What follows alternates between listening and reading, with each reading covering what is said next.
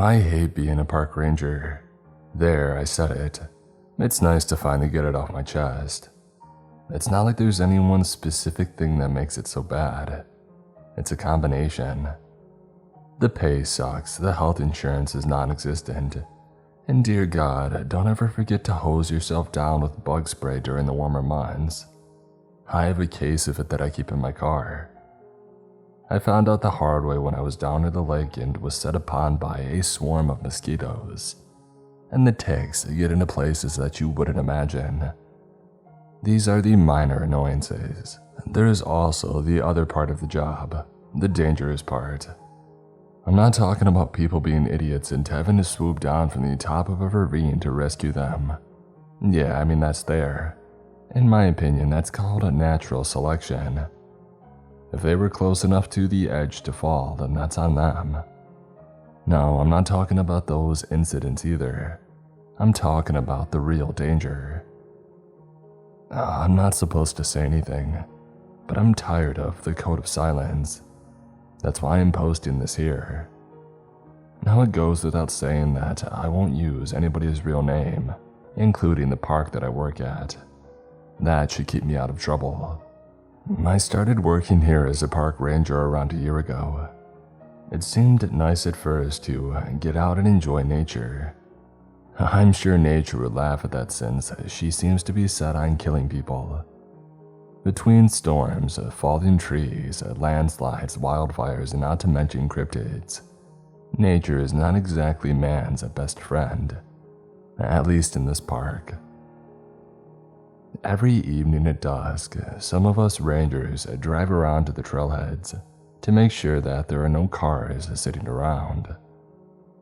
If there is, we take the license number and call the police to see if the person had been reported missing. If there are no cars there, we lock up the gates. On this evening, I had just finished locking the gate down by the lake. It had been a while since I had been near any restrooms, and the nearest one was a half-mile away. I was responsible for this side of the lake, so I knew no other rangers would be around. I looked left and right, then whipped out and added a little more fluid to the lake. As I was relieving myself, this huge, hairy creature stepped out of the forest, around 50 feet away from me, and it approached the lake. It bent over, pulling water out of the lake with its massive hands, and bringing it up to its mouth to drink. After about the third handful, it looked over and noticed me for the first time. It saw what I was doing, and then it spat the mouthful of water back into the lake. We both froze. Do you know that oh crap moment when you catch someone doing something that they shouldn't at the same time you're doing something that you shouldn't? Like when you're on duty and coming out of the liquor store with a brown bag and you see a coworker buying a bag of weed.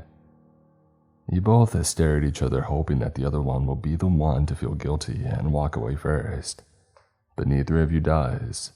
You just stand there. That's what we did. We just stood there looking at each other, this creature and I. Now was I scared? Heck yeah, I was scared. This thing was freaking huge. Do you remember that part in Star Wars where Han tells a 3PO that Wookiees are known to rip people's arms out of their sockets? Well, that's what I was thinking this thing might do. I mean, it was big enough to give Chewie a swirly. The thought of my arms being forcefully and painfully removed from my body bounced around in my head so much that I started sweating. They say that animals can smell fear. I bet I smelled like I had just walked out of a Saw movie marathon. Neither one of us moved. Me out of total terror, him out of, how the heck should I know what that thing was thinking? All I knew was that it wasn't running away. I didn't take that as a good sign. I took that as him looking at me and someone in the background ringing the dinner bell. Finally, after a long moment of this insane standoff, my shaking hand reached for my phone. Much to my surprise and relief, it took off into the woods at inhuman speed. Against my better judgment, I followed as best I could but soon lost sight of it. I came back to the shoreline and found huge footprints. I took pictures with my phone and went to the station to show everyone. "That's super," Ron said with a laugh. "Did you get a picture of the Tooth Fairy too?" The room erupted with laughter as all the rangers, even the ones that I had considered to be friends, turned on me. "No, that would be a fae," said Sharon, "not a Sasquatch. Don't you know anything, Ron?" "Did it give you any beef jerky?" Jeff said, causing the group to erupt with even more laughter. "Oh no, come on," Nancy said. "Let's be realistic." My hopes soared that someone might actually believe me. "You don't really think there's any beef in that jerky, do you?" Nancy said. My hopes crashed down again. "Hey, shut up all you idiots," Dell said, pulling me aside. "Let me see that phone." I handed it to him, feeling my hopes rise again. He looked through the pictures one by one. His face was set. I couldn't read his emotions. He didn't seem to react with surprise or disbelief. When he was done looking through them, he scrolled back and deleted every picture that had anything to do with the creature. "What the heck?" I said, grabbing my phone. "I'm doing you a favor," he said. "You don't want to go down that road. It only leads to bad things." I stared at my phone in shock. I couldn't believe that somebody that I had trusted, someone that I looked up to, the most senior ranger in the station, he had just destroyed evidence of this mythical creature's existence. But it was real. I saw it. Chuckles sounded from around the room. Dell turned and silenced them with a look. "Why don't you take tomorrow off and get your head clear?" he said. I found myself nodding and not really sure why, as he guided me out of the station toward my car. "Hey, enjoy yourself," he said. "Go do something relaxing. You've had a hard day." I started toward my car, Dell watching me the entire time. As soon as he had stepped back inside, I could hear another roar of laughter. I knew that it was at my expense. I got into my car in a daze. It wasn't until I looked at my phone that I realized just how violated I felt. I drove home and sat in the kitchen staring at the wall. I know that I saw it, I kept telling myself. I pondered what to do with no evidence and no one to back me up. But an idea came to me. I started looking for Bigfoot traps online. I looked up how to trap a Bigfoot and got some very interesting ideas. The next day, I went and bought some bear traps. When I drove to work the following morning, I got there early and quietly transferred my bear traps to the estate truck that I would be using that day. I went inside and greeted the other rangers. They all seemed aloof, holding back like they were waiting for something to happen. I rounded the corner to the lockers and found out what. My locker had been covered in Bigfoot pictures. There was even one with a picture of a naked woman and Chewbacca's head taped over hers. The caption written had said, "Come find me, big boy." And this is why I hate people. I did my best to ignore as the titters and chuckles sounded behind me. I said nothing and I went to my truck. I sat there for a long time trying to get the rage to bleed off, but all I could think of was revenge. That taught me the hard lesson. Just keep your mouth shut. I learned that lesson well, but the damage was already done. The other rangers were already calling me a freak and a joke. That upset me, but also strengthened my resolve. It would have been easy to quit right there, but I was determined to prove myself. That I was as good as they were. That I wasn't crazy. That this thing really existed. As the man said, 2 out of 3 ain't bad. I started patrolling down by the lake more often, looking for my prey where I had seen it last. But I had the sinking suspicion that it was watching me, that it knew that I was hunting it. I tried to be nonchalant about it at first. I would drive by looking around like a good ranger should, but after a while I started getting impatient. I would spend more time there than the rest of my route. It got to the point where people would come up to me and ask for help, but I would ignore them or shuttle them off to another ranger. I started getting proactive in my hunt. I found a deer carcass near the place that I had seen the creature and I set the bear traps up around it.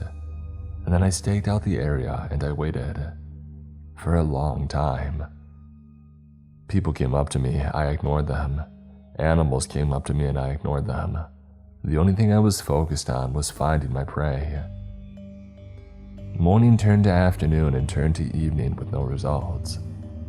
I sighed in resignation when it came time to close the gates. I decided to go home and let the traps do the work for me. The next morning I overslept, and I drove like a madman to get to work, more specifically to get back to my stakeout. Imagine my surprise when I came back and found that I had caught something in my trap. A fellow ranger. Ron lay on the ground screaming and I went over to help him. "Are you okay?" I said. "No, you idiot. I have a giant metal jaw attached to my leg," he said. I fumbled with the trap, trying to get it open, only to have it snap shut on his leg again. "Jesus, what the heck are you doing?" he said. "Are you too stupid to even open a trap?" I stopped and looked at him. "Well, at least I'm not stupid enough to step into one." "Hey, screw you." I stood up to leave. "Where are you going?" I whipped around on him. "Screw you," I said. "I come over here to help you and you're treating me like some piece of crap. Get out of your own dang trap." I started walking away. "Okay," he said. I stopped and turned. "Okay, what?" "Okay, I'm sorry. Will you please help me get out of this trap?" I paused for a moment and then went back. "Alright, I've never opened a trap before," I lied. "Tell me what to do." "Well, these are the springs," he said. "Press down on them and it'll open the jaws." Once the jaws were open, he pulled his injured leg free. "Thank God," he said, checking out his injured leg. "Who put that trap there anyway?" "No clue," I lied. I drove Ron straight to the hospital to get him taken care of. Once he was in the room and being treated, I laughed. But there was the matter of the illegal bear trap that had injured a park ranger. Dell was not happy. He pulled me into his office. "Man, I can't believe this happened," he said. "I've known Ron for years. He's a good friend and a good ranger. The person responsible for this is gonna pay. I'll see him strung up by his entrails." "Yes, sir," I said. "This should never happen on park grounds. It's a deliberate attack and I won't rest until I see Ron's killer behind bars." "He's not dead, sir." "Whatever, you get the point," he said. "And what do you know about this?" "Me?" I said, feigning ignorance. "Why would you ask me?" He shot me a steely glare. "You know exactly why," he said. I was feeling the metaphorical handcuffs click closed around my wrist. "Because you didn't listen to me and let this Bigfoot thing go," he said. "Other rangers have seen you hanging around where you saw that thing. I'm thinking maybe you saw the person who set that trap." I took a breath, feeling the cuffs fall off my wrist. "Well, there have been a few unsavory types hanging around," I said. "Well, I want you to track him down and find out who did this to one of my rangers," he said, slamming his fist on his desk. "Yes, sir," I said as I walked out of his office. I couldn't believe it. I was off the hook. I was in charge of my own investigation. Stopping to think about it, it made perfect sense why he chose me. It was a crap job that no one else wanted to do, but I was going to do it to my absolute best of ability. I thought sarcastically. "Yes, sir. I won't rest until I'm brought to justice. You can count on me, sir." I waited until I was a mile down the road before I started laughing. I went to the crime scene and explored it very carefully. Back and forth, over and over, I went through the area, until there were no tracks anywhere that weren't mine. Of course, the only tracks before were mine too, and of course, Ron's. As an added bonus to tracking myself, I was able to do it in the area of the sighting, continuing my search for the creature. It was a win-win for me. Thank you, Ron, you piece of crap, for blundering into that trap and giving me the best assignment that I could possibly have, I thought. As the days went by and I looked for myself in vain, I came across an area not too far from the lake where there was a cave with a well-worn path to it. At first I thought it was a bear cave, but then I found a couple of the tracks that had been deleted off my phone by a certain ranger. I took pictures of the tracks and made sure that I sent them to myself by email. And I also kept my mouth shut about it, at least to my idiot coworkers. My mind playfully wondered how many more I could trick into a bear trap, or maybe something worse. I smiled as I chided myself for such thoughts. Suddenly, I felt that something was wrong. The birds had stopped singing. I turned to find the creature standing 4 feet from me. I was amazed at how silent it had moved, but my amazement quickly gave way to fear as a yellow river ran down the inside of my pants. It was even more huge up close, at least 8 feet tall, and completely covered in brown fur. It had bared its teeth and was flexing its massive hands. For some reason, I don't think that it liked me very much. Go figure. It lunged at me with impossible speed. I tried to dodge, but my boot got stuck on a tree root and I tripped. I fell backward and landed hard on my back, knocking the wind out of me. I laid there helpless at the mercy of this beast. All it had to do was carry me into its cave and I would never be seen again, except for in smelly little piles hours later on. That was a happy thought. I tried to regain my normal breathing, surprised that it hadn't dragged me away yet. As I came around and the stars floated around my head turned back into trees, I saw the creature laying face down a few yards from me. I rose slowly and approached it. I could see its back rising and falling, so I knew that it was still breathing. I took out my phone and took pictures just in case it didn't kill me, or in case it got up and ran away. I even leaned close and took a selfie with it in the background. Just then, it took a slightly deeper breath and I skittered away. When it didn't jump up and rip my arms out of my sockets, I took a closer look. There was a little blood laying beside its head, which was laying on top of a big rock. Apparently, when it had lunged at me, it wasn't counting on me falling and it dove right into the rock, and it knocked itself out cold. This was it. The golden goose had pulled a muscle in its wing while it flew over me and landed in my lap. I ran to the truck and grabbed the tranquilizer gun and a lot of netting. As I ran back, the thought of it not being there drove me to distraction. All my hard work of looking into this perfect scenario would have been for nothing. I ran as fast as I could, carrying a big net on my back, and I prayed that it was still there. When I got there, it was stirring and trying to get up. I dropped the net and fumbled with the tranq gun, nearly shooting myself in the process until I finally aimed. It saw me just as I pointed the gun at it. Our eyes locked. It was a magical moment until I squeezed the trigger and sent him back to La La Land. He probably wasn't going to be very happy when he woke up though. Plus, I accidentally shot him in the crotch. I made sure to reload the gun just in case and then tried to roll him over onto the netting.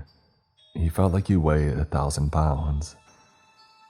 I racked my brain on how to get him out of there and eventually came up with a solution. I backed the truck up through a half-mile of trees, leaving scratches on the sides and almost leaving a rearview mirror behind. I managed to get close enough to hook the net onto the trailer hitch. I dragged him out to the road and stopped to figure out my next move. My house was about 10 miles away. If I dragged him the whole way, all I would have left would be a Bigfoot burger. I couldn't lift him and it was after hours, so there was no one else around to help me get him into the bed. Not that I really wanted anybody else seeing him. I panned around and I found the solution. There was a small embankment about 4 feet high. I drove the truck onto it and then drove very carefully straight down it. I was terrified that I would flip the truck end over end, and that would be the end of my little adventure. But I just kept moving slowly as the front wheels touched down and kept going. Next was the tricky part. I got the back wheels on the ground and then gunned it forward and slammed it in reverse. His head was hanging over the edge when I backed up and I accidentally pinned it between the truck gate and the dirt bank. I pulled forward a little and grabbed the netting, pulling with every ounce of strength that I had. Ever so slowly, his prone body inched forward until he had reached the tipping point and rolled into the truck's bed. When he flopped down, one of his feet hit the back window and shattered it. Great, I thought. Hey boss, when I was capturing the creature you said doesn't exist in the company vehicle, oh yeah, I broke the window. Is that covered by our insurance? I was breathing hard until I was done. I covered him with a tarp and drove away, racking my brain about where I would take him. As I was thinking, I passed a storage unit that was somewhat remote. It was just off the back road that I was on, and it didn't seem like a lot of traffic passed this way. I called up and rented a unit with my credit card and then showed up and backed the truck up to it. My cargo was starting to stir again as I arrived, so I gave it another dose of the trank and I dragged it off the truck as best I could, meaning that it flopped over and nearly crushed me. Then not at all of it was inside and I couldn't close the door, so I turned the truck around and gently pushed it inside with the front bumper before closing and locking the door. Next came the tricky part. I couldn't go on Craigslist and advertise. One Bigfoot slightly used, 50 million, or best offer.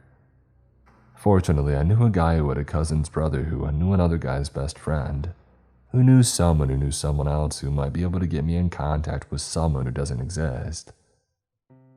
I printed a few of the pictures, wrote a number with a lot of zeros in it, and sent it through the information chain. I got a phone call 2 hours later from someone who doesn't exist. He met me at the storage unit with a lot of heavily armed men dressed in black combat gear and no identifying badges. When we got there, the door was under attack. It had lots of newly formed dents in it and the sides were looking like they weren't going to hold much longer. My friend apparently had woken up and wasn't very happy with his new surroundings. I offered to open the door just an inch and hit him with another trank dart, but the man waved me off. The heavily armed gentleman worked with practiced precision. They flung open the door and threw a containment net over him as he tried to run past them. Within moments, he was incapacitated. As they carried him out, his eyes landed on me. They narrowed and he let out a menacing growl. "I'd say you made a new friend," the man said, handing me a business card with a number on it and nothing else. "What's this for?" I said. "If you come across any more creatures of such a mythical nature, give me a call. Maybe we can help with the capture of the next one." "Are you nuts?" I said. "You saw that thing, it's huge and it wants to kill me now. And yet here you are, very much alive." He reached into a pocket and pulled out a check. "And very wealthy." I looked at the check and then back at him. He grinned. "Might I suggest that you not spend too much and raise suspicions? So, you would pay me this much for each one of these things that I find?" He nodded. "And you would help me catch it?" He nodded again. "Well, looks like you just bought yourself a park ranger," I said, offering my hand, and he shook it. "Pleasure doing business with you," he said, and then turned and walked away. Temptation is a terrible thing. I was tempted to buy a brand new Ferrari and drive it to work just to shove it in the noses of those guys who made fun of me. But then I realized that success is the best revenge. If I can nab another creature or two, I could buy my own little island and retire. I'm thinking maybe Hawaii. My investigation into the bear trap took me to a place where I'd heard there's been some trouble lately with missing hikers. Not that I really care about the hikers. In this park, we should rename the trails for which cryptids hunt on it. That way, when these hikers ignore the warnings and blunder into the dens of these dangerous creatures, they'll only have themselves to blame. I'm thinking maybe I can make my job easier by buying the land that has the cryptid that I'm looking for and then clear cut all the trees so it has no place to hide.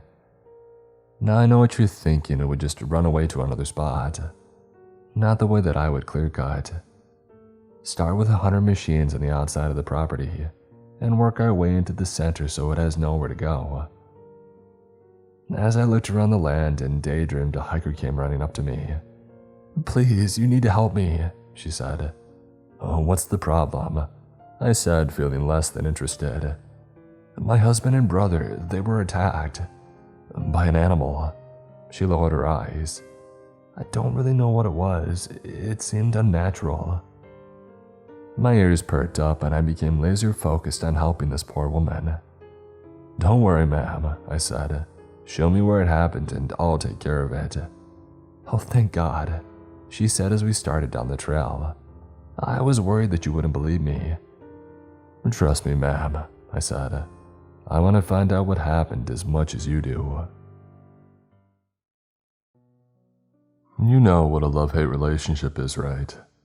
I think everyone has one at some point. My point was the last year or so of my life. I hate being a park ranger, but I love the perks that come with it. Maybe I should explain that better. The perks don't come directly from the job. They come from the appearance of the job. I tell people that I'm a park ranger. My boss thinks I'm a park ranger. And even my idiot coworkers think that I'm a park ranger. But it's just not so. That's only for appearances. I'm actually a cryptid hunter. I started calling myself that last month after successfully capturing an adult Bigfoot. What did I do with it? I sold it to a group of people who don't have names or ranks but gave me lots of money for it. I used the park ranger persona to stay low-key and keep hunting other cryptids. Do I do it for the greater good? Heck no, don't make me laugh. I do it for the money. I help people in the process, but it's purely unintentional. For instance, this woman came to me crying that her husband and brother were missing. When she explained that something had attacked them, something that didn't look like any animal she had ever seen, I knew that I had some money on the line. I knew that I had to help that poor woman find her family. Yeah, that's it. We walked down the trail, my senses on high alert, looking for any signs of trouble. Birds were singing, so that was a good sign that nothing was in the area. In other words, it was a bad sign for me. We got to our campsite and the place looked like a tornado had hit it, or my place after a bender. I looked around for tracks, but I wasn't finding any. That in and of itself told me something. "Ma'am," I said to the frazzled woman who was so shell-shocked that she was cleaning up the campsite. "Did you hear anything before your husband was taken?" "Well, like what?"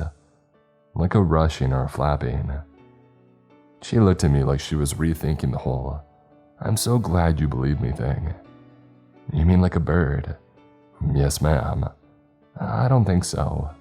She said, picking up plastic cups and putting them in the trash. I wanted to tell her not to disturb anything, but I figured that this was her way of coping, so I let her go.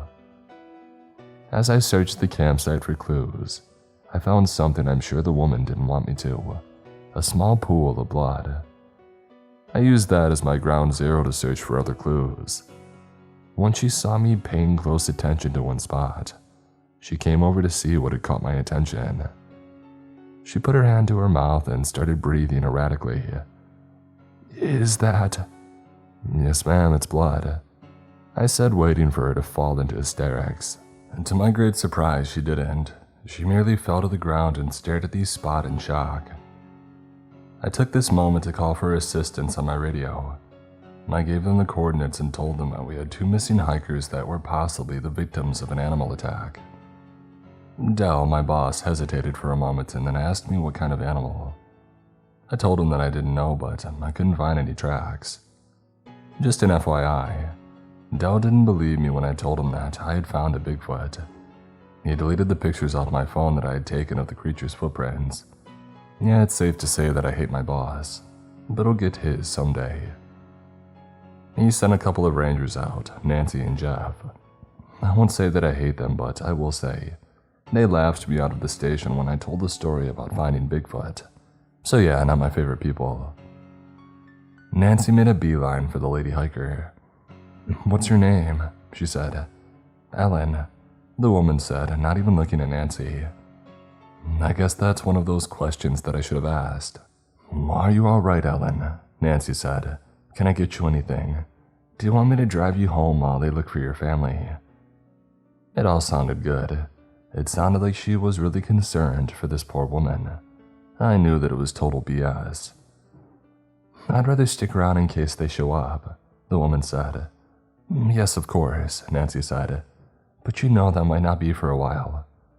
"Why not?" Ellen said. "Maybe if you were out there searching for them instead of trying to coddle me, they'd be back already." I like this woman. Nancy plastered her best park ranger smile on her face and stormed off into the campsite to pretend to look for clues while she fumed about the hiker, who had the nerve to think she knew what was good for herself. Jeff stepped in and took over the show. I mean investigation. He started ordering us to go in different directions and to fan out to look for the men. I walked off in a random direction just to get away so I wouldn't be tempted to use my pepper spray on him. The farther I got from Nancy and Jeff, the better that I felt. In fact, I walked so far thinking about those two idiots, the rangers not the hikers, that I lost track of where I was going. That nearly came to a fatal end when I stumbled upon a cliff's edge, with grass leading right up to it. I stopped with my feet right at the edge of the ground. My toes were sticking out into thin air. My momentum had carried me a little too far, and I was teetering over. My arms pinwheeled comically as I tried to regain my balance. It didn't help that the first thing my eyes were drawn to was the ground hundreds of feet below. For an eternity, I hung on the precipice of a horrible death as I fought against gravity. Although in reality it was only a few seconds until I composed myself and threw my body backward. I lay on the ground, making a mental note to buy a parachute and to keep it in my backpack at all times. The only thing worse than dying was dying rich and not having the time to spend your money. As I sat on the ground and looked up and down the nearly invisible edge of the cliff, I thought about building a fence along the edge. Not for the hikers, but for me. As I contemplated how much it would cost, my eyes settled on something that seemed out of place, just visible past a row of trees. One of the large branches that jutted out of the cliff face had a nest built on it. The branch was big, probably a foot or more across, and the nest was even bigger. I pulled out my binoculars and I examined it. As I did, something popped its head out of the nest and looked around. It didn't look like a bird's head. If anything, it looked more like a horse's head. I took my binoculars down and rubbed my eyes. I knew that I couldn't be seeing that right. I looked through the binoculars again, and this time the creature was staring at me. You know the expression, my spine turned to ice, well, mine turned into freaking Antarctica. The thing let out the most god-awful piercing scream that I'd ever heard. It could put all those women in the horror movies to shame. I covered my ears and closed my eyes. When the scream ended, I looked and the thing was gone. Either that or it had ducked back into the nest. I pulled out my phone to call the man who didn't exist. I started dialing the number and then stopped and I disconnected the call. I'd already turned over one cryptid to him so far. Even though he said to call if I find another, I still wasn't 100% sure that I had. I needed to investigate and get some pictures at least. Against every ounce of common sense, I stood and made my way toward the nest. It wasn't easy. I could see why no one had ever reported it before. The one place where I had nearly fallen over the cliff was the one place that had enough of a clearing to even see it. I was stumbling through dense forest, trying not to lose my sense of direction, while still walking the tightrope between keeping the cliff in sight and falling over it. I finally stood at the base of the tree branch that hung over the cliff. I peeked out from behind a tree and looked at the nest, hoping to see if the creature was there or not. Standing a mere 20 feet away from it, I could see how the creature avoided being seen. The edge of the nest was 5 feet tall. That thing could be having a dance party in there and nobody would even know. I stepped to the edge of the cliff where the branch had started. Looking at it, I knew that there was no way I was going to walk out there on a tree branch that was only 1 foot wide. I've never wanted to walk on a high wire, and I wasn't going to start today. I turned to leave when I glanced back at the branch. On the edge of the nest was a small patch of red. I looked through my binoculars and confirmed that it looked like blood. I hiked double time back to my truck, avoiding the campsite, and I drove to town. I bought the most expensive drone that I could find. By the time I got back to the park, it was time to close the gates. I knew that I wouldn't see anything tonight regardless because there wasn't enough light. After I had helped close up, I drove home and I charged my new drone while reading the manual and familiarizing myself with the controls. I woke up early and ran the drone through a few paces just to make sure that I had the controls right. The camera was the most important feature that I tried out, and it worked like a dream. I drove to work and went through my morning routine and then volunteered to continue the search for the missing hikers. The woman had finally relented late last night and gone home. I tried my best to remember the way to the nest but got turned around a few times before finding the cliff edge by once again nearly falling over it. I guess that's an occupational hazard of being a park ranger turned cryptid hunter. Once I had spotted the nest, I made my way there. That sounds much easier than it was when I was carrying a drone in a case the size of a large suitcase and nearly as heavy. Imagine trying to do that while navigating through the heavy brush, trying to stay as quiet as possible and also trying not to get lost or fall to your death. When I cashed that first check of catching a cryptid, I thought it was way too much money, although I didn't tell them that. And now I'm starting to wonder if it was enough. I found the opening in the trees to spout the nest, set the heavy case down, and prepared the drone. I was so excited that I nearly dropped the remote control. I turned the drone on, checked the controls, and launched it straight up out of the trees. Its propellers buzzed with that distinctive drone sound, and it rose majestically into the air. I nudged the control forward to hover over the nest, watching the screen the entire time.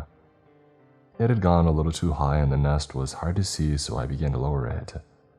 There was something in the nest, but I couldn't make it out yet. Suddenly, something rose out of the nest incredibly fast and straight at the drone. My screen filled with static, and I peeked out of the trees to watch my drone tumble end over end to its death on the ground far below. I ducked back into the trees so that whatever had killed my drone didn't swing around and spot me. As I hid, I checked my phone to replay the video and to get some idea of what I was dealing with. When I went back through the videos and couldn't find it, I realized I forgot to hit record. I'm such an idiot sometimes. I started sneaking out of the woods toward my truck to go get another drone. I paused and looked back at the case that I had left behind. I'll let it be, I thought. No use to drag it back out when I can use it as a marker for this spot. Besides, if I need to get rid of it later, I'll just kick it over the cliff. What am I gonna do, arrest myself for littering? I made it back to the truck and went back to the store for another drone. "I'm back so soon," the cashier said. "And buying 2 this time. You wrecked the first one already?" Something like that. I said, pulling out a wad of cash to pay for them. "Wow, aren't you a park ranger?" "Yeah." "Well, they must be paying a lot better than here." Not really," I said absently. "Then how are you affording these expensive drones?" I realized that I was blowing my cover. Vacation money was the first thing that popped into my head. "We'll have a nice vacation," he said as I walked out the door. Idiot, I thought, chastising myself. You better think up a better excuse or stop buying stuff. I was so lost in my thoughts that I nearly ran into my boss. "What the heck are you doing here?" he said. Was my supremely intelligent answer. "And what are those for?" My brain tried to get out in front of the situation. "Well, they're drones," I said. "For searching for missing hikers." "Really?" he said. "And who authorized you to purchase those?" "Well, you did." When did I do that? When you put me in charge of the investigation. I never. I remember when you put me in charge of investigating who would set the bear traps that got Ranger Ron injured. Yeah, but I didn't. I told you there were some unsavory types hanging around and you told me to track them down. Well, I did say that, but... Well, how better to track them down than with an eye in the sky? He paused, trying to process our conversation. Can I get a word in now? He said. Yeah, sure. Who paid for this? Well, I charged it to the park service, of course. His ears grew red. Don't ever do that again, he said. I don't care if I make you the head of the whole dang park service. Don't ever charge anything without my consent, you clear? Yes, sir, I said, snapping to attention. Well, get the heck out of here and go find those hikers. Yes, sir, I said, walking away, and then I paused. Sir? I said. What? What were you doing here? He narrowed his eyes and growled. None of your business. And then he disappeared into the store. Dang it, I thought, why didn't I use that line? I headed back to the spot, drone in hand, running through my mistakes from last time when I stepped into the clearing and I saw it. The creature stood at least 6 feet tall. It had wings and they were folded along its sides. Its head was the only thing that kept it from looking like a giant bird. The head looked like a horse. It was sniffing at the drone case that I had left behind. I wondered why it was so interesting when I realized, oh, it's picking up my scent. As I made my horrible realization, the creature looked right at me and screamed. I had never heard anything so brain-numbingly terrifying in my life. I stood there, petrified as stone as the creature started toward me. My mind finally kicked in and told me, move or die. I backed up and stumbled over the drone that I had carried here. The creature leaped in the air and came down with its talons out, trying to slash me open. I rolled away as it landed on the drone case. I jumped up and ran as fast as I could into the heaviest brush that I could find. Thorns, jaggers, and all kinds of unyielding plants tore my uniform until they got through to my skin. I ran until I fell and then I crawled for another half-mile through the underbrush, creek beds, and anything else that got in my way. Eventually I stopped because I was just so exhausted. I looked around and saw that there was no clear view of the sky and no sign of pursuit. I collapsed on my back and lay in a bed of pine needles as I caught my breath and thought about my future as a cryptid hunter or as a living human being on this planet. At the moment it seemed like the choice was one or the other. As I stared up I saw the orange sky of sunset. I wondered if it would be the last one that I ever saw. The sky triggered a thought. It's nearly dark and I have no idea where I am, let alone where my truck is. That thing is out there somewhere and it knows my scent. I knew that I had to get moving. That thing isn't the only predator in these woods, and dark is when they all come out to feed. I stood and made my way to a somewhat clear path of trees. I tried to follow beside the brush that I had crawled through, and eventually I found my way back to the clearing where my second drone sat, crushed with large talon marks through the case. I didn't even look at the nest, just snuck as quietly as possible back to my truck and I drove to the station. It was dark when I got there. I knew that I would get chewed out for not helping close up for the day. I stepped into the room and all eyes locked on me. They stared in utter shock as if I had just sprouted a second head or something. Do they know what I'm up to? I thought. Did the kid at the store rat me out to my boss for having that wad of cash? What the heck happened to you? Sharon said, approaching me. What do you mean? You look like you went through a wood chipper, she said. I went to the bathroom, looked in the mirror, and sure enough, I was a sight. My uniform was ripped so badly that it was barely hanging on me in places. There were spots and streaks of mud and blood, and my face, it looked like it had taken the worst of it. I had scratches all over. It looked like the only place that I wasn't scratched up was my eyes. I stepped back into the main room to several pairs of expectant eyes. I was tempted to use the boss's earlier report and say that it was none of their business, but instead, my tired brain came up with a brilliant reason that was sure to satisfy everyone. I fell. I was exhausted and didn't feel like dealing with the myriad of comments I could already see loading up in my coworkers' eyes, so I turned and left. When I got home, I painfully stripped off my clothes and I took a long shower. After settling in for some supper and much needed rest, I considered my options. Calling the man who doesn't exist seemed almost premature at this point. Yes, I had seen a cryptid face to ugly face, but what if it decided the nest was getting too much traffic? I didn't want to have to go out to the nest again, and I wasn't sure if I could force myself to do it. I thought back to my first encounter when I had captured Bigfoot. I was completely unprepared, and yet not only had I survived, but I had caught him single-handed. Sure, there was a lot of dumb luck in that, but I still did it. I suddenly sat bolt upright. I hadn't used two of the things that helped me the most last time, the tranquilizer gun and the net. I slept like a baby that night, the plan forming in my head. I made the phone call on the way to the park the next morning and gave specific instructions to the man who doesn't exist, that there couldn't be any helicopters or anything the creature could spot. I gave the GPS coordinates for the nest and told him to wait for my signal. I approached the clearing to the nest, tranquilizer gun out and ready, with a dozen more darts, tucked away on a bandolier strapped across my chest. I gotta admit to feeling a little like I was in an old western. As I hesitantly stepped into the open, I searched the skies. My eyes darted back and forth between the nest and the sky, not knowing where it might come from. I turned back as well. Until I had reached the edge, I was nearly dizzy from looking all around, like my head was on a swivel. I paused for a moment to clear my head and regain my balance before stepping out onto the tree branch. I took a deep breath as I took my second step.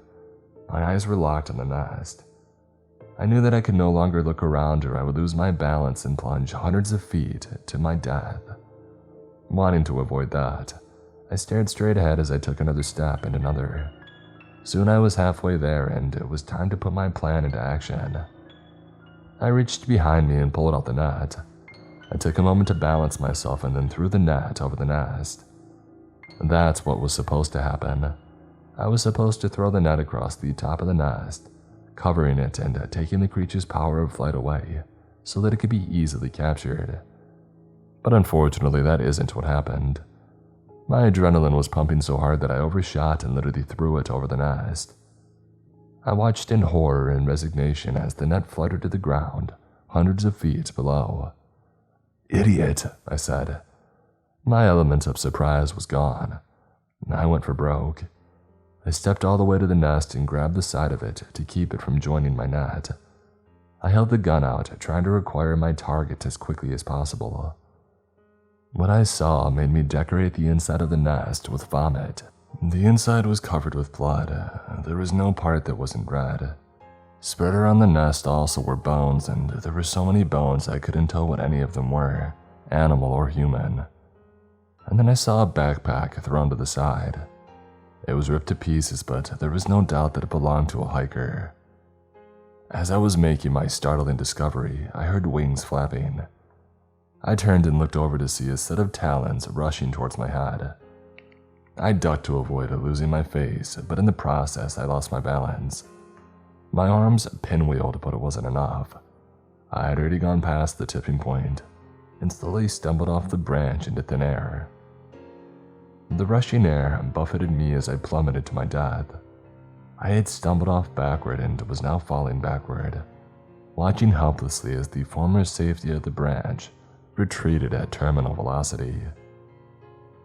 I would like to say that my life flashed before my eyes, but it didn't. My future life flashed before me. All the things that I could do with the millions that I now had. I saw images of cars, mansions, and swimming pools full of women all fawning over me. And then I was grabbed by my shoulders and lifted from my certain death. I looked up preparing to thank that black-clad man with the parachute for saving me, but instead I saw wings. My arms were held by talons. My savior was my enemy. It flapped its wings hard, sending us hurtling upward nearly as fast as I had fallen. I could see that we were headed for the same place that I had fallen from, the nest. I panicked, knowing exactly the fate that awaited me when we got to that pile of bones. My mind started running through options, but the fall and rescue were playing havoc with my common sense. By some miracle, I had held onto the tranquilizer gun the entire time. I pointed it at my captor and realized that it would just kill us both. We reached the nest and it dropped me into the pile of bones. I must have landed wrong because I felt immediate pain in my side. The creature landed and paced back and forth before screaming at me.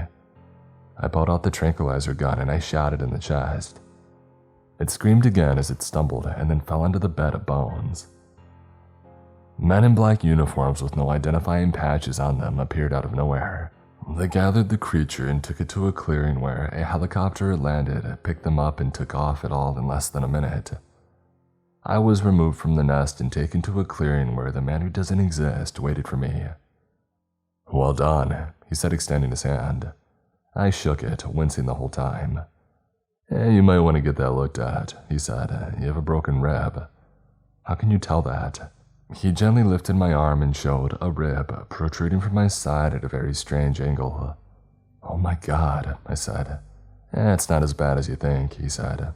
"It's not your rib." He called a medic over and she took a look at the wound.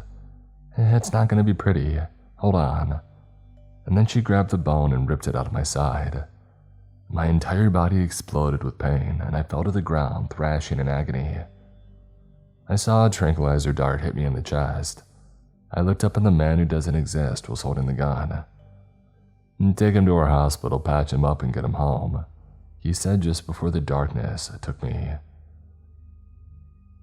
I woke in my bed, sat up and felt a slight twinge of pain. I threw off my blanket and saw a small gauze patch on my side. I looked around the room and saw a note on my bedstand next to a check with a lot of zeros on it. The note read, "Well done.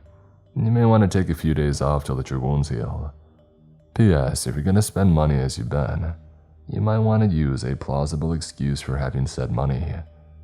Maybe your rich Uncle Murray you never knew named you in his will. I look forward to your next call if you choose to continue." I laid in bed for a day watching TV and generally healing my many wounds. The punctured lung was the worst. It wasn't severely punctured, just more like a scratched lung. I made an anonymous phone call to the Rangers and told them that I had seen a huge bird carrying a bone that looked like it might be human. I gave them the GPS coordinates and I hung up.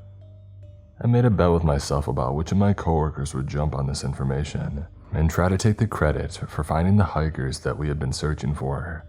My money was on Jeff. I had the TV on the entire time and my eye was caught by a show about rich people and how they live. A thought suddenly struck me. I picked up my phone and within 24 hours, I was laying on the deck of a rented yacht in the company of two lovely ladies. This is how I spent the rest of my vacation. The second night, I was awakened around 2 a.m.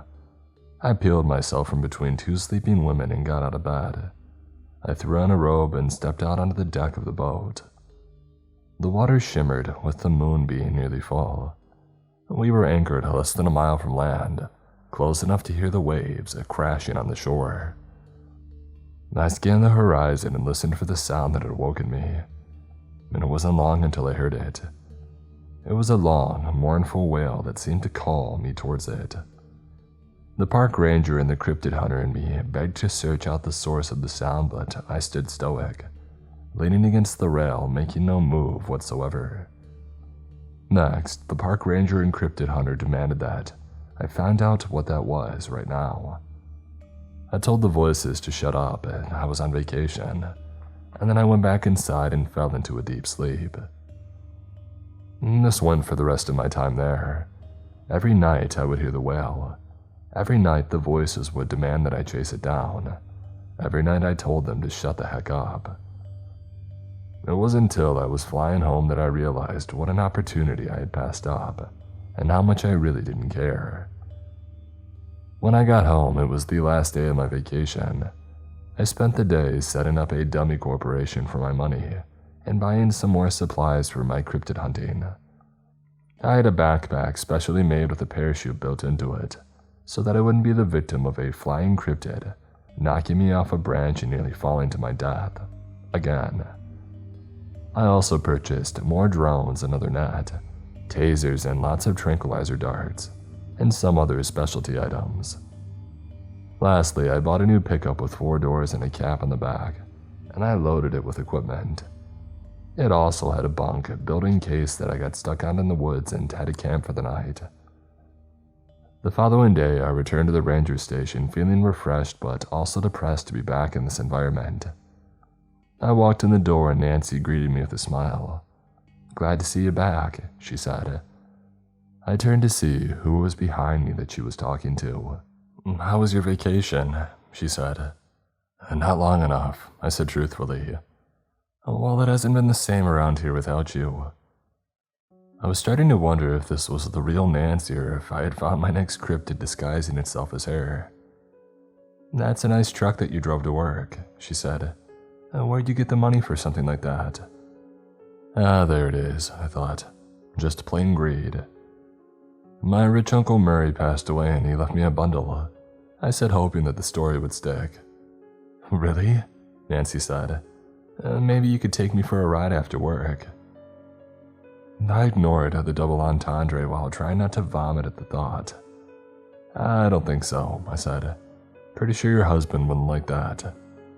"What happens in the park stays in the park," she said, raising her eyebrows.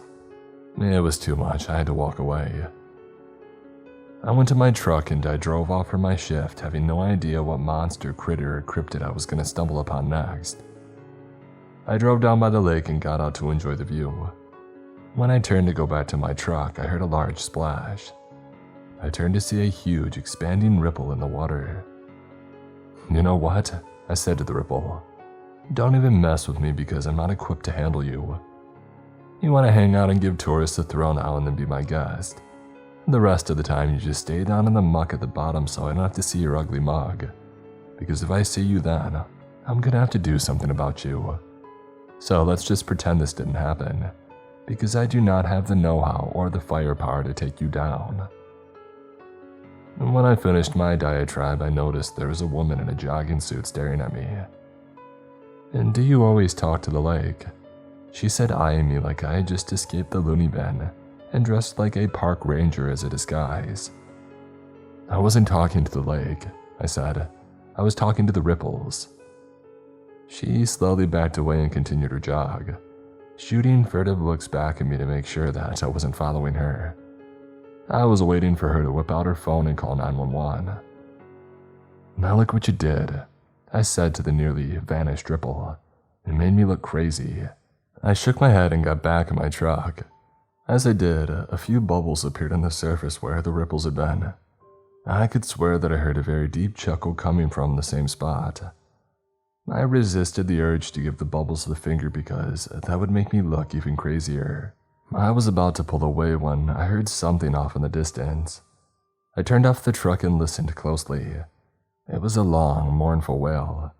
In fact, it was the same one that I had heard on vacation. It sent a chill down my spine, but at the same time it called to me, as if it was inviting me to join it. My mind went into a major tizzy. Was it a similar creature to the one that I had heard so many thousand miles away? Or more disturbingly, was this the same one?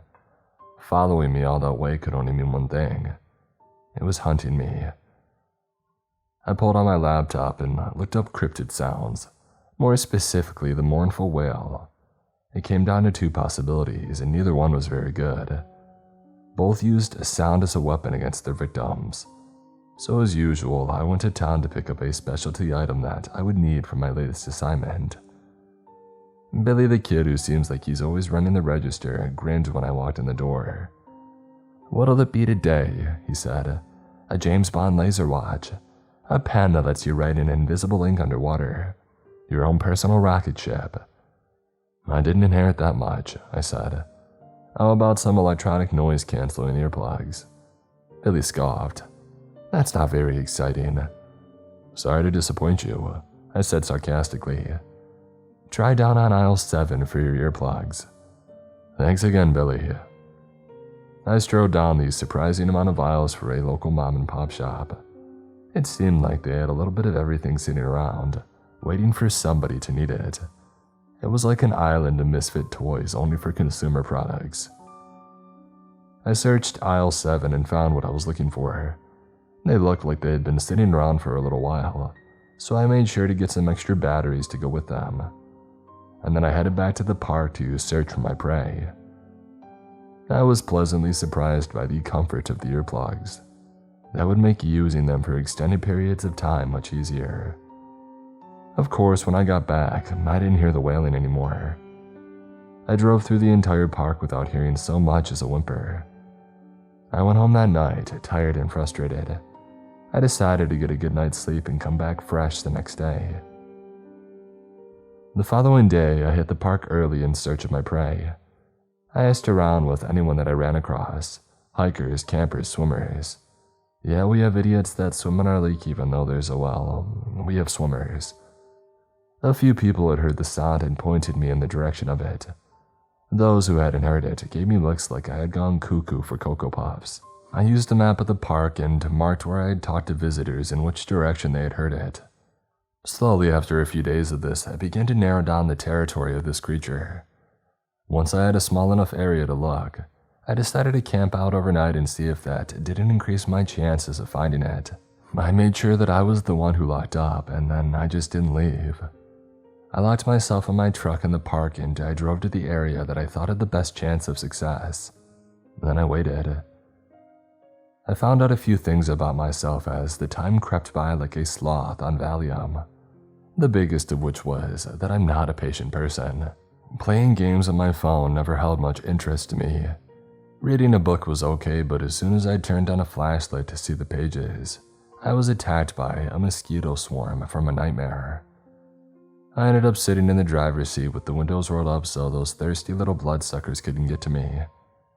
Not very conducive to tracking down sounds out in the woods. So, after a toucan shower and disgusting bug spray, I was back outside. I even hosed on my flashlight so they would stay away from it. I considered picking a random direction and starting out, but I reconsidered. What use is it to bumble off through the woods when you don't even know where your prey is? Just then, I heard a mournful wail in the distance. My head snapped around like it was on a swivel and I zeroed in on the direction before loading up to pursue. I put on my backpack and then my utility belt that held my taser, my pepper spray, and tranquilizer gun with extra darts. I started walking, feeling like a combination of a mountain climber and Batman. All I needed was a call. "I'm Batman," I said, attempting to mimic his raspy voice, but ended up in a coughing fit. I started walking, not really needing to be super quiet with all the crickets and birds and other nightly sounds so loud that I had a hard time hearing the wail that I was listening for. I pulled out my phone and turned on the sound recorder, and for a long few minutes I stood still as the phone recorded the nightly sounds, and then finally the wail sounded again. It was closer this time and clearer. After the sound had faded, I turned off my recorder and I saved the sound. I continued toward the general area that I heard the wail, adjusting my course every time that I heard it. I knew that I had to be closing in. At least I hoped so, because I was quickly approaching the border between the park and private land. In the park, a ranger is an ultimate authority. Yes, the power goes to my head sometimes, but this isn't about me. On the other side of the border, on privately owned land, I'm subject to a buckshot anemia if I step on the wrong property unannounced. The sound pulled me right up to the border between public and private land. I stood at the borderline where a line of markers announced state park lands. I looked left and then right and saw no one, so I stepped out of my jurisdiction and into a place where I had no power. The trees weren't as thick and I could see a small cottage off to the left that looked like it may or may not be inhabited. It was a stone building and weeds grew up the outside with impunity. I didn't see any lights inside, but then it was nearing midnight and the occupants could have been asleep. I did my best to keep it that way too, walking as quietly as possible past the house, never coming near enough to wake any sleeping dogs inside, I hoped. I heard the wail again and I knew that I was close. I went into stealth mode, stepping as quietly as possible, while pulling out my tranquilizer gun and holding it ready. The moon was only a thumbnail and didn't provide much light. I didn't want to use the flashlight this close and alert my prey to my presence, and so I slowly pulled my night vision goggles out of my bag and put them on, bathing the world in an eerie green glow. The creature wailed again. I was so close, even the nightly noises didn't drown it out. I held the gun out in front of me, knowing that I was close to danger and snuck up to a clearing. It had to be here. I aimed the gun with my night vision goggles, making it look green like some alien weapon. The wail echoed again right in front of me. I looked left and right but couldn't see anything making the sound. It had to be here, it was so loud. What the heck, I thought. Is this thing invisible? I looked back and forth, but all I could see were a couple of woodland creatures. As I panned back through, I heard the sound again and happened to see something move at the same time. I focused on it and couldn't believe my eyes. I saw the creature that was wailing. Are you freaking kidding me? I said as I ripped off my goggles and threw them down. I put my gun back in its holster and kicked my expensive goggles in anger, causing the creature to run away. A fox, I growled. All this time I've been chasing a freaking fox. I tried to deny it, but I knew it was the same sound that I had heard before. My entire hunt had been for nothing. I hung my head and stood there for a few moments before turning to go back to my truck and call it a very successful night. As I turned, my face ran into the wrong end of a double-barrel shotgun. At the other end of it was a woman that was a head shorter and several decades older than me. "Evening, Ranger," she said. "Evening," I said back. "You're a little out of your territory, aren't you?" "Yes, ma'am," I said, slowly raising my hands. "This is private property." "Yes, ma'am." "My property." "Yes, ma'am." "What's all this ma'am business?" she said. "You calling me old?" "You're aiming a cannon at my face," I said. "I'll call you whatever you want." She lowered the gun. "What are you doing out here at this time of night anyways?" she said. "I got lost," I said. "Really? You expect me to believe that?" "It's true." She stepped over to my goggles and picked them up. "You got lost with a pair of night vision goggles that probably cost more than your month's salary." "I recently got promoted." "To what?" "I'd rather not say." Her eyes locked on mine, and it felt as though she was probing my mind and reading every secret that I'd ever had. "Okay," she said, tossing me the goggles. "Well, since you woke me up blundering through here, I'm gonna have to have some tea. You want some?" I knew the answer should be no. There was no way I should go into this person's house. I had no idea who she was or what she was capable of. I would be totally out of my mind to say, "Yeah, sure, I'd like some tea." I followed her back to the house that I had seen earlier and sat my pack outside by the door. I had to duck at the doorway to keep my head on my shoulders. Inside was small but cozy. The room was lit entirely with candles sitting on the table, the mantel, and even a couple of wall fixtures. It bathed the room in a soft glow as if everything had a radiance exuding from it. I smelled the scent of tea brewing, wafting in from the kitchen. A few minutes later, she came in holding 2 cups. I accepted one from her. "Please, sit," she said. I lowered myself into a chair that didn't look very comfortable. However, when I sat, I melted into it. It may have been the most comfortable chair that I had ever sat in. "So tell me," she said, sipping her tea, "what were you looking for out there tonight?" "A fox, of course," I said. She sipped again. "I don't believe you were." "Of course I was," I lied. "That's why you were so disappointed that you kicked your expensive equipment." "It was the wrong color," I said. "I was looking for a gray fox instead of a red one." She said, taking another sip of tea, her eyes never leaving mine. "How much do park rangers make nowadays?" "Oh, the same as usual." "It's just you seem to have quite a bit of new and expensive equipment for a ranger." "Yeah, my uncle passed away and left me a sizable inheritance." She smiled. "We both know that isn't true." "Yes, it is. Whatever you say. It's true." "All right then, it's true," she said. "Who am I to know if somebody's relative is passed or not?" She sipped her tea. "What about you?" I said. "What about me? Why are you out here in the middle of nowhere all by yourself?" "I like it out here. I enjoy the woods and the animals. People leave you alone for the most part." She stared at me pointedly for the last part. "I didn't come out here looking for you." "Didn't you?" she said, her eyes shining in the candlelight. My breath caught in my throat. "No," I said, unsure if I believed it or not. "You're not a park ranger, are you?" she said, looking over the rim of her cup. "Of course I..." "No, you may have been one once," she said, "but now you're something else." Either her voice or the chair or the candles, heck, maybe all three, had me in a daze.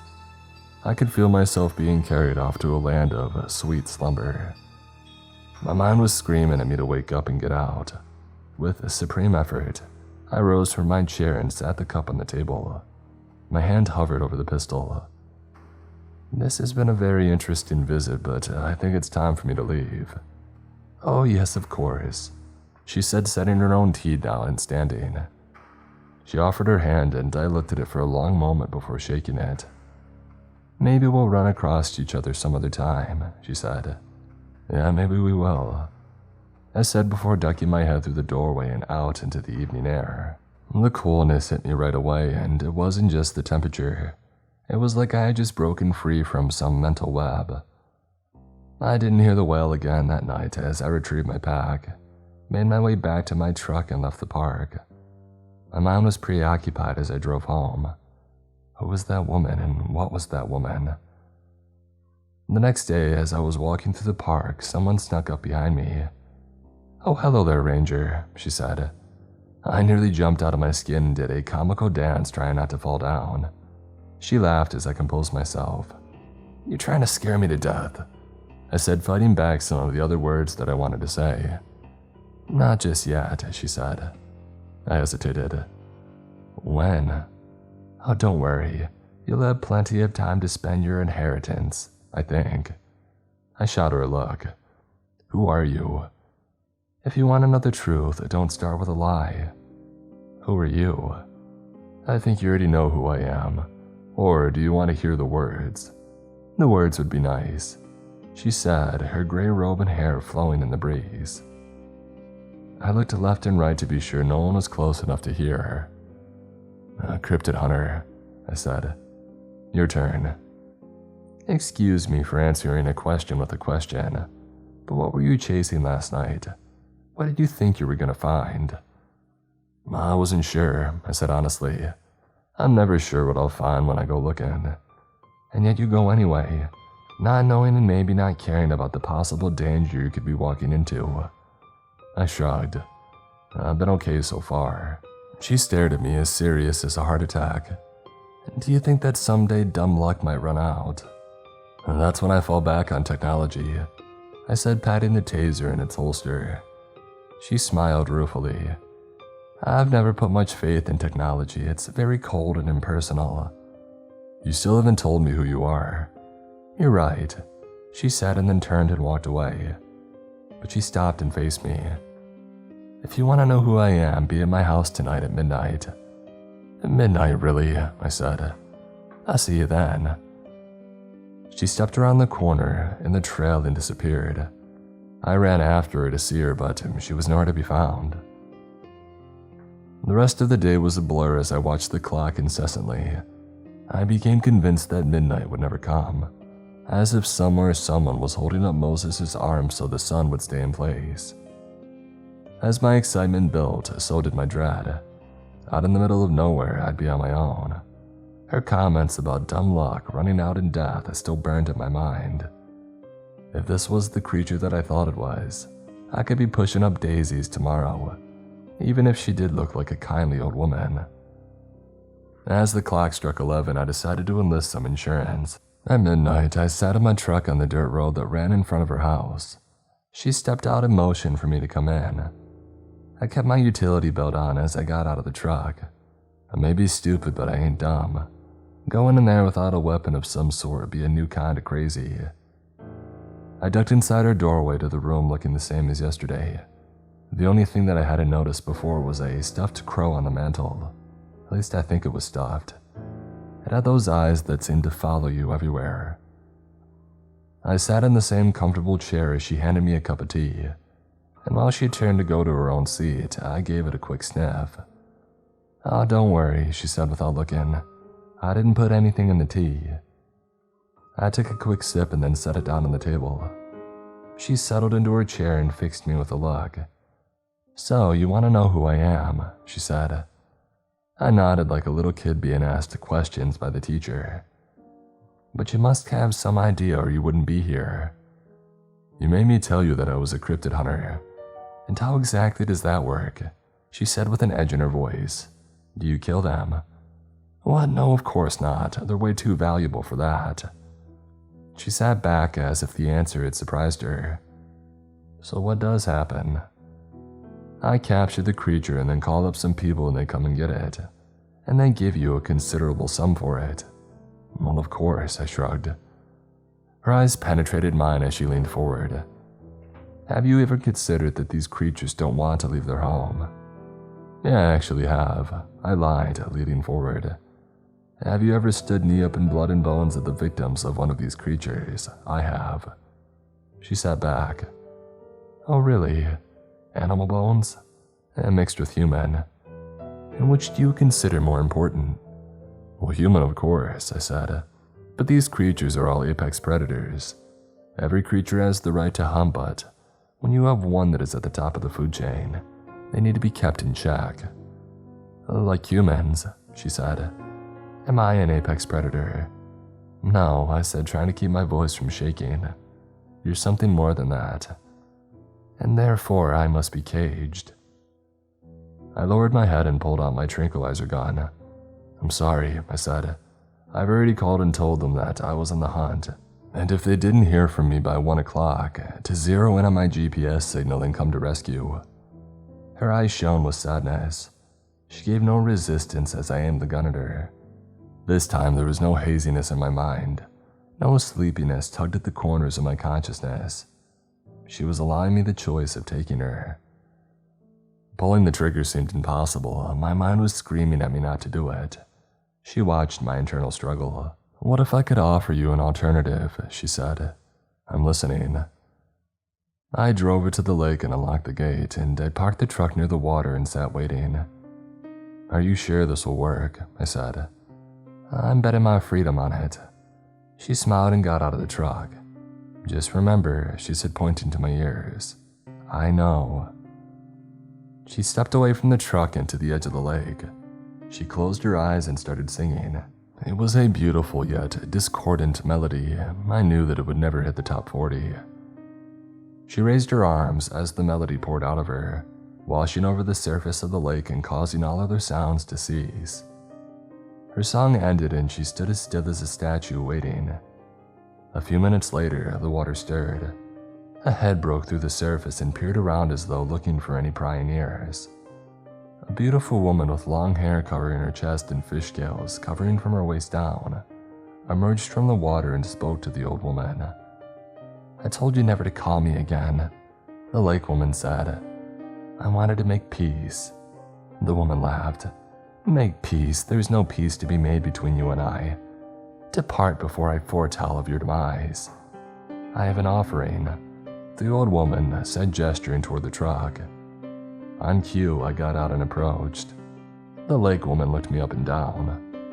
"This offering is good, but it's not enough," she said. "Bring me one of these each night for a month and I'll consider your petition." The old woman bowed her head in acquiescence as the lake woman approached me. She began to sing and I swooned. She turned and started back into the lake with me following behind, captive to her song. I struggled against the tugging that I felt.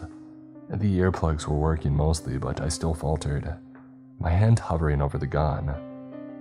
With a supreme effort, I pulled out my gun and shot a dart into her back. She turned and hissed at me as her beautiful face morphed into a hideous monster. Her eyes narrowed unnaturally, and her teeth grew longer and sharper. She lunged at me but missed and fell face first into the lake, a victim of the sedative. I pulled her out of the water and slung her over my shoulder. As I turned toward the truck, she used her last ounce of energy to bite my neck. "Ah, dang it," I said, dropping her on the shore. "Let me see," the old woman said. "It's not fatal, is it?" I said, half joking. She slapped my shoulder playfully. "No, it's not fatal. Jerk." I smiled as I pulled up my phone. "You should probably go." She reached up and kissed my cheek. "Thank you," she said, walking away. "Back at ya," I said, holding my shoulder as I watched her disappear. Within 10 minutes, the man who doesn't exist was standing in front of me as the black-clad men with no identifying patches took the creature. A medic was tending to my wound. "Hey, not as bad as last time," she said, shooting me a smile. "Thanks, I'll try to do better." The man who doesn't exist shook my hand. "Well done," he said. "I saw that you set up a dummy corporation. Very smart. I'll wire the money to it." Thanks," I said, pulling my shirt over the bandage on my wound. "Anything else you have for me?" he said, scanning the area. "How many were you expecting?" I chuckled. "Am I supposed to up my quota?" His eyes stared into mine for a long moment, and I held my breath. "Of course not," he said. "You've done well." "Yeah, thanks." "Until next time," he said, getting into the helicopter and flying away. "Yeah," I said, rubbing my shoulder. "Next time." I stood by the edge of the lake, watching the helicopter fly away. I was amazed at how quiet it was. I assumed it was some kind of a stealth technology. I rubbed my injured shoulder and wished that I could take another vacation. Maybe I could fake an injury or a sickness, I thought, imagining another month in the arms of two lovely ladies as we stare out over glistening clear water.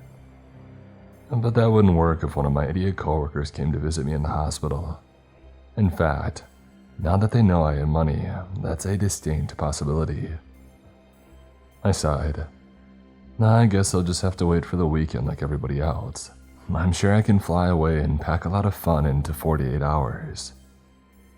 I turned away from the lake and headed back to my truck as a large splash sounded from the water. I stopped inside.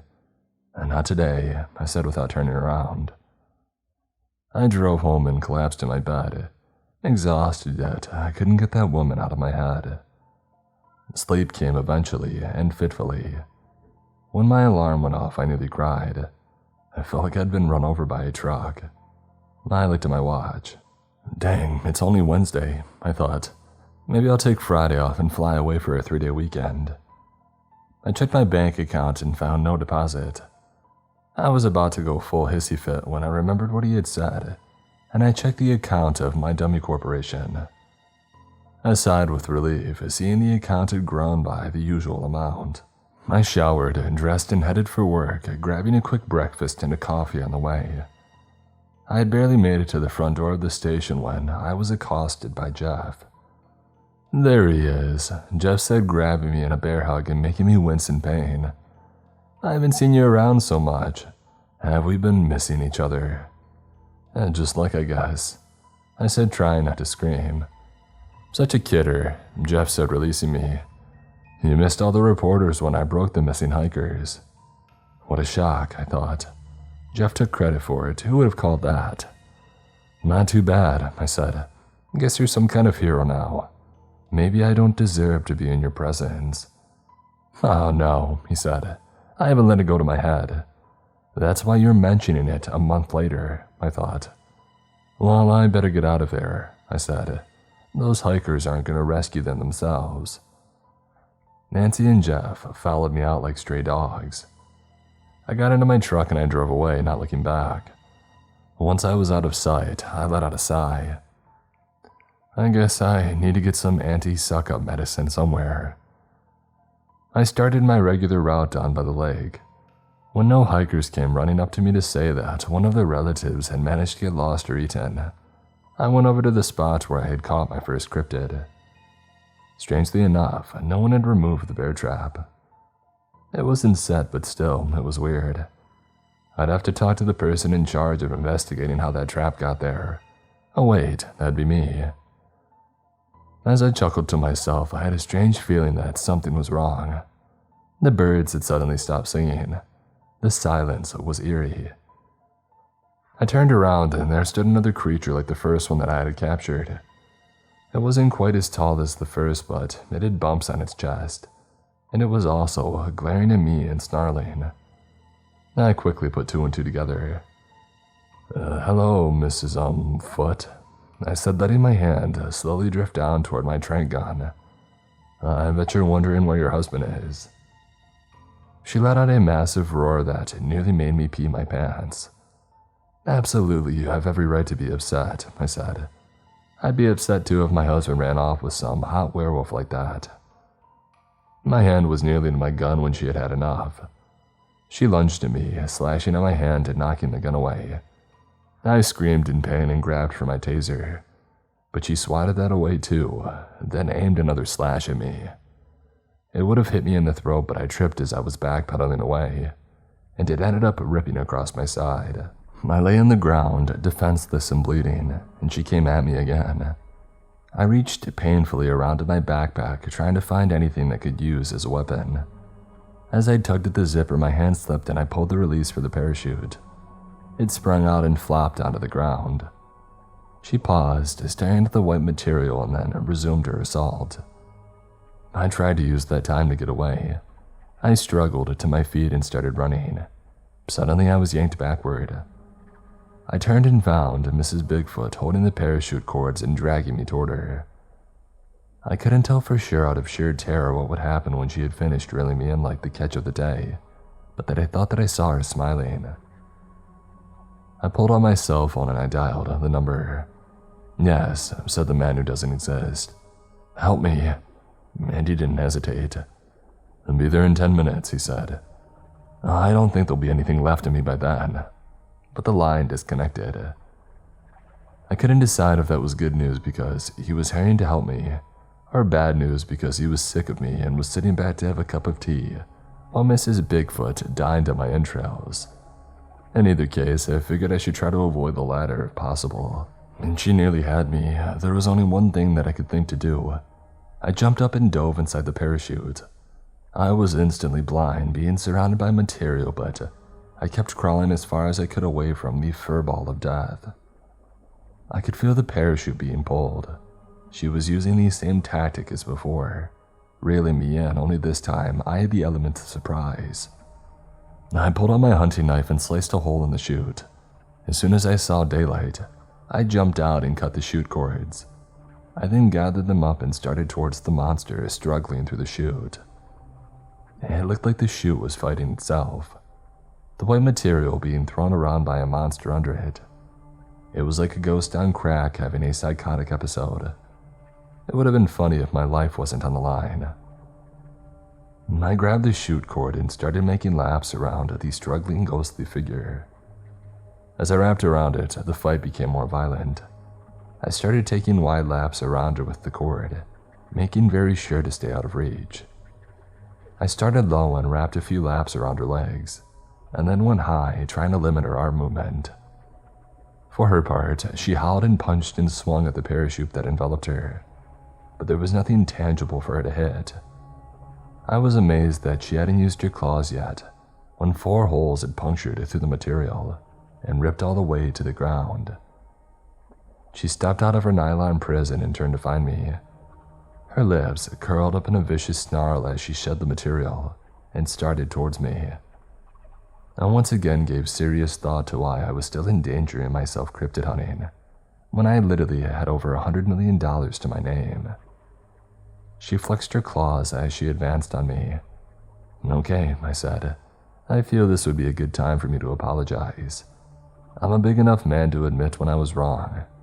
I'm sure you don't hear that very much. A guy admitting that he was wrong, but here I am.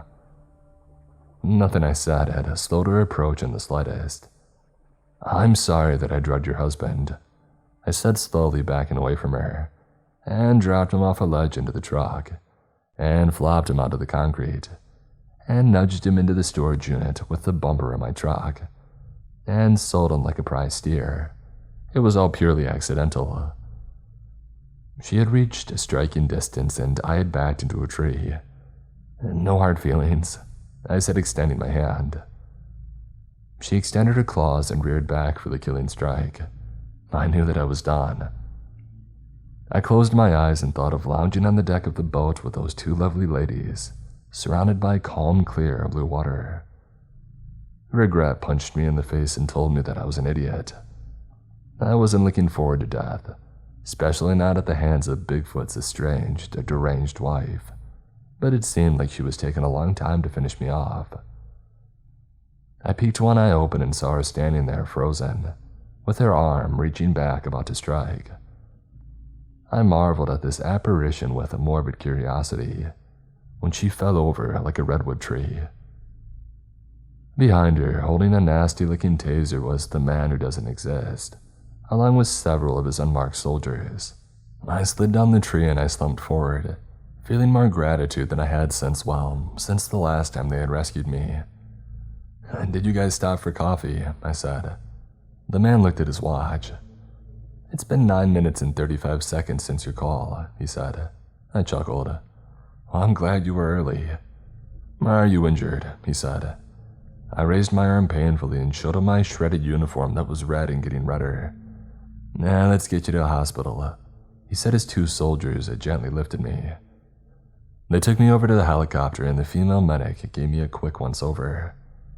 "I thought I told you to be safe," she said as she checked my wounds. "Sorry, I'll try to make my next visit less injury." She smiled and sprayed something on me that made me wince. "Sorry, but I don't want to bandage it since they'll just rip it off at the hospital to see the injury anyway." I crawled into the helicopter as I saw them loading Mrs. Foote in the other one. I told the man the story on the trip to the hospital. "It seems that you have creatures coming to you now," he said with a sideways grin. "Well, maybe I can set up an iron cage to use as an office, and they can schedule a time to come meet with me. Then I can just slip out the back door." He chuckled. "If anybody could get away with that, I think it'd be you." We landed a mile away from the hospital where the medic changed into civilian clothes and put me in a car that was waiting for us. She drove me to the hospital posing as my girlfriend and took me to the counter before remembering that she needed to park the car. I gave her a slight nod as she walked out at the door. They treated my wounds and told me that they were deep but no ribs were broken. They made me spend the night for observation, which I knew meant, so we can get more money from the insurance company for you just laying on your butt in one of our beds. I wish that I had thought up a racket like that. I would be a quintillionaire instead of just a lowly millionaire. Speaking of money, my phone dinged. I looked at the text and it read, "Money delivered, usual amount." I texted back, "I keep it for saving my life." There was a long pause before the reply. "I appreciate the gesture, but no, you've earned it. Tell Mrs. Foote I hope she won't be too hard on her husband, LOL. I'll be sure to pass along the message." And there was a smiley face emoji. I chuckled and then put my phone down, laid back and focused on not being in excruciating pain. A few hours later, I woke to smiling faces. Nancy, Jeff, Ron, Sharon, and even Del, my boss, were all standing around my bed, having a let's see who can smile the biggest competition. Well, except for Del. "Hey," I said. "How are you feeling?" They all said at the same time. Good." Nancy jumped to the front of the pack and spoke first. "We had heard you'd been attacked. What was it?" I thought for a long moment. "I'm not sure," I lied. "Happened so fast, I think it was a mountain lion." "Hey, well, I'm glad you're safe," Jeff said, pushing to the front. "Yeah," Don said, shoving. "Super glad." "I'm glad he's safe too," Sharon said, trying to jostle for position. Del just shook his head. "Back off, you idiots. You want him to suffocate before you can suck any money out of him." They all backed up and turned down Del with wounded expressions, but none of them said a word. "I guess this means you'll be taking more sick time," Del said. "Sorry my injuries are such an inconvenience to you," I said. He didn't respond to the dig, but just stared at me. "Yeah, well, let me know when you plan to come back," he said, turning to leave. "Tomorrow," I called after him. "I'll be back on the job tomorrow." He paused and nodded and then laughed. They all turned and looked at me. "What was that about?" Jeff said. "None of your business. Now the rest of you can clear out of here too." The bed was surrounded by wounded expressions. "Don't you people have jobs? Get." And then I turned away and stared out the window. One by one they straggled out. Nancy lingered, but I refused to make eye contact and she left too. I more felt than heard someone step back into the room and linger. I could tell that it wasn't a nurse. "I thought I told you," I said, turning and facing the old woman that I had just saved from capture. "Told me what?" she said. "Sorry, I thought you were someone else." "May I come in?" she said, standing at the doorway. "Of course, unless you're here as a messenger." She smiled. "Not yet." I relaxed without realizing that I had tensed up. She stepped over to my bedside and sat in the chair. "I'm surprised to see you," I said. "I didn't think that our paths would cross again after I nearly sent you to a cryptid zoo." "That definitely would have put a damper on our relationship," she said. "However, you didn't send me and I'm grateful for that." "And what exactly is our relationship?" She shrugged. "What would you like it to be?" "How about friendship?" I said. She smiled. "Yeah, friendship sounds good." A friendship requires trust, and it certainly does. And trust requires that I know a thing or two. Such as your name. She paused and stared at me. "No one has asked my name in a long time." "Why? Does it make you lose your power or something?" "You read too much science fiction." "No, I just haven't talked to many people in the last few years." "Yeah, I mean, you don't exactly live on Main Street. So how about that name?" "Oh, right. It's Dolores." "Dolores?" "Yes. Do you have a problem with it?" "No, it's just not what I would have expected for her." I paused and glanced around to make sure that no one was listening. "A banshee." She smiled. "Well, then how many banshees do you know?" "Currently one." "What did you expect my name to be?" "I don't know, something weird and mysterious, I guess. Something unpronounceable, like the human tongue was unable to make the sound." "Nope, it's Dolores." "Okay, so what brings you by, Dolores?" "Well, I need your help." "What's the problem?" "I have something that's getting after my animals." "So what, you want me to come and chase off a coyote for you?" "Do you have something better to do? Is there some pressing engagement on your social calendar?" "I'll have to check with my secretary," I said sarcastically. "All right, we'll have her people call my people and set up a meeting," she said, getting up. "In the meantime, get some rest." I watched her glide out of the room wearing that same gray robe that flowed so regally. I laid my head back and reflected on how strange my life had become recently. Eventually, I nodded off to sleep. When morning came, I checked myself out of the hospital against medical advice. They wanted me to stay longer, but I had better things to do, and I had no desire to give them one more cent. I was more tempted to buy the place and to bulldoze it, maybe hire half a dozen doctors to go back to the way it used to be when doctors went to see their patients, instead of making sick people travel dozens or hundreds of miles to be cheated out of their life savings. But I digress. I don't know how he did it, but the man had my truck parked in the hospital lot right up front. When I stepped up into it, my side hurt a bit, but I would have to take it easy. I didn't bother going to the station. I had no desire to deal with all the suck-ups. I did a round and ended up at Dolores' place. Parking alongside the road didn't seem too obtrusive when mine would probably be the only vehicle on it all day. I stepped up to her door and went to knock, but the door opened. I stepped in and I ducked through her doorway. "Ah, you made it," she said, coming out of the kitchen as the door closed behind me. "Welcome back to the land of living." I turned to the door and then back to her, a question lingering on my lips, but I decided to leave well enough alone. "So, where's this thing that's getting after your animals?" I said. "Listen, to you, all business," she said, carrying 2 cups into the living room. "Sit down and have some tea. I'm on duty." "Oh, like that stopped you before." "Touché," I said, dropping into the incredibly comfortable chair. It's not like I'm a real park ranger anymore. I sipped the tea and was impressed with its flavor. So tell me, how's your boss? Oh, Dell, he's a complete idiot. He erased my first Bigfoot pictures off my phone. That's surprising, she said. But that's not the boss I'm talking about. You mean the man that doesn't exist? She nodded. We go back a ways, she said. I'm sure he'd love to have me as a guest in his little zoo. I won't turn you in if that's what you're asking. There may come a time when he won't give you a choice. We have an open agreement, he and I. I bring him whatever I find, no questions asked. For now, she said, sipping her tea. I sat silently, pondering her puzzling predicament, when I heard an animal outside calling in distress. Just in time, she said, rising and heading toward the back of the house. I got up and followed her. We peered out a window to an open field where an animal was being attacked by what looked like something out of a horror movie.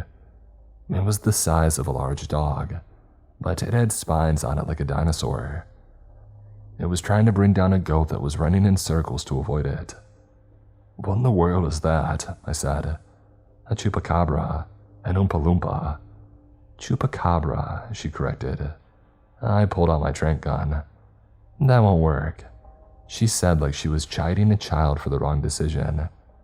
Its hide is too thick and leathery. It has its own armor. I put the trank gun back in its holster and I reached for my taser. That won't work either, she said. So what am I supposed to use? I said, frustrated. I didn't get my parachute reloaded yet to use as a weapon. You used a parachute as a weapon? A long story, I said. Suffice it to say, Mrs. Bigfoot will probably never look at a parachute the same way again. I would like to hear that story someday. But now, back to our friend. The chimichanga. Chupacabra, she patiently corrected. I racked my brain until I saw it had the goat on the ground and was going in for the kill. Without thinking, I ran out the back door and started yelling at it and waving my arms. The creature was startled and it ran away. That's fine for the moment, Dolores said. It'll be back though. I hope so. Now help me get the goat up. Why? We need to guide it into my truck. I don't understand. Trust me, I have a plan.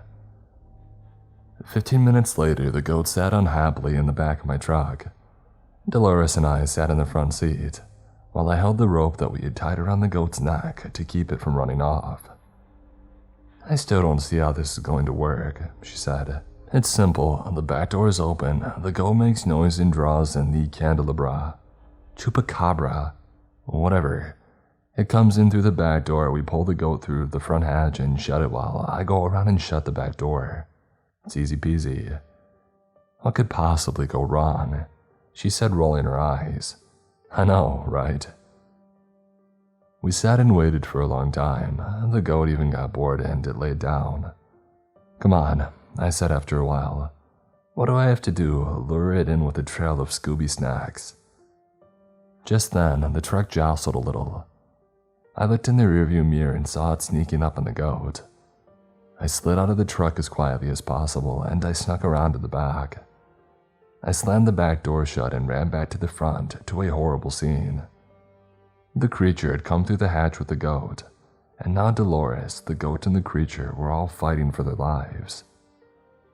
I wanted to open the door and help, but didn't know what I could do when suddenly my ears were assaulted. I slammed my hands against the side of my head as Dolores let out the loudest, most ear-piercing scream I had ever heard. Both the animals were instantly incapacitated.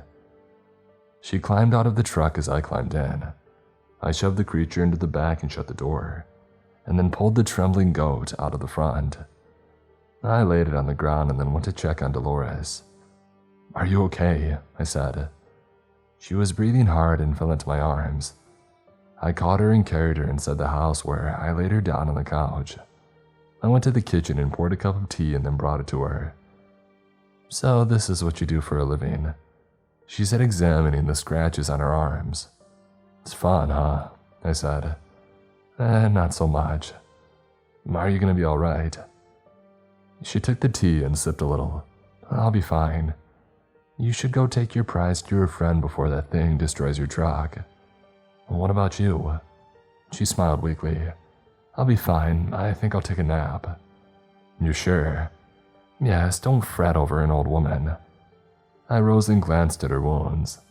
They didn't seem as bad as they had a minute ago. If you're sure. Get out of here, she said. I'll be back later to check on you, I said, stepping toward the door. She smiled. Thanks for taking care of my problem. I smiled back.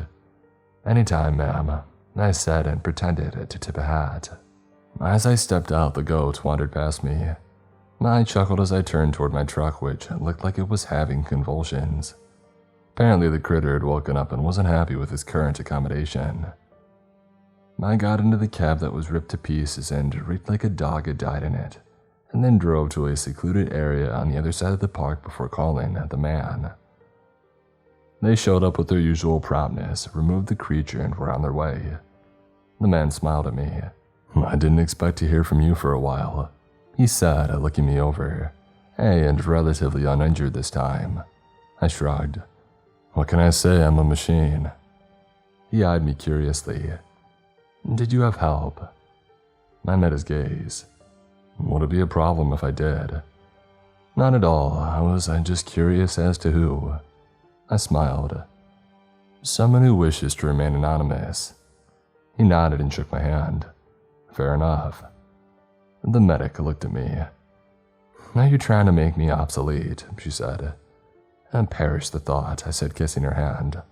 I'll always need you to take care of me. She smiled and stepped into the helicopter with the man. They flew off nearly silent, leaving me standing next to my ruined truck. I looked in the back and saw all my equipment destroyed. I sighed, and then a thought struck me. I drove to the station and found all the rangers inside. Hey Nancy, remember that ride you wanted to take? I said. Yeah? Hey, here you go, I said, tossing her the keys. It's all you. Really? She said. Hey, you deserve it.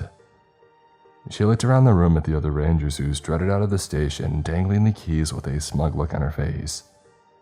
I hopped into my old ranger truck and watched as she walked up to the truck and saw the damage. Her jaw dropped open as she did a slow lap around the ruined truck. When she opened the door, she covered her nose and retched. I drove home, laughing all the way.